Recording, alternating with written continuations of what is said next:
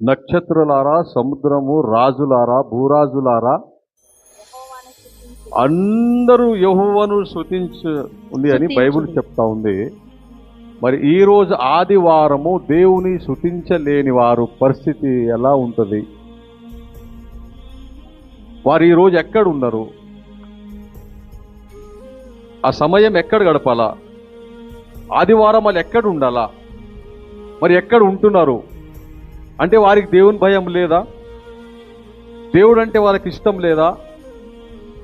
తన ఫ్యామిలీ చర్చ్కి వెళ్ళారు, ఈరోజు తన ఫ్యామిలీ పిల్లలు వెళ్ళరు, మరి నేను వెళ్ళలేదు కదా అని ఆ మనసు, వారికి అర్థం చేసుకునే మనసు కూడా లేదా?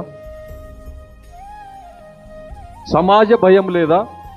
దేవుని భయం లేదా? అంటే ఎలాంటి భయం వారికి లేదు. దేవునికి భయపడలేని వాడు దేవునికి శత్రు. దేవునికి భయపడలేని వాడు దేవునికి బాధ పెట్టేవాడు. నీకు బాధ ఉన్నప్పుడు దేవుడు సంతోషించాడంట, దుఃఖపడతాడు.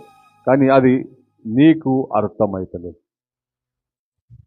సరే, ఇక్కడ చూస్తే మళ్ళా ఒక వచనం మనం చూసుకుందాము. యెరెమీయా 31:22. యెరెమీయా గ్రంథము 31:22 ఒక వచనం మనం చూసుకుందాం. నీవు ఎన్నాళ్ళు ఇటు అటు తిరుగులాడుదువు. దేవునామకు స్తోత్రం కలుగునుగాక. హల్లెలూయా, ఆమేన్. హల్లెలూయా, హల్లెలూయా, హల్లెలూయా. దేవుని వాక్యం నీకు అడుగుతా ఉంది. దేవుని వాక్యం నీతో మాట్లాడుతూ ఉంది.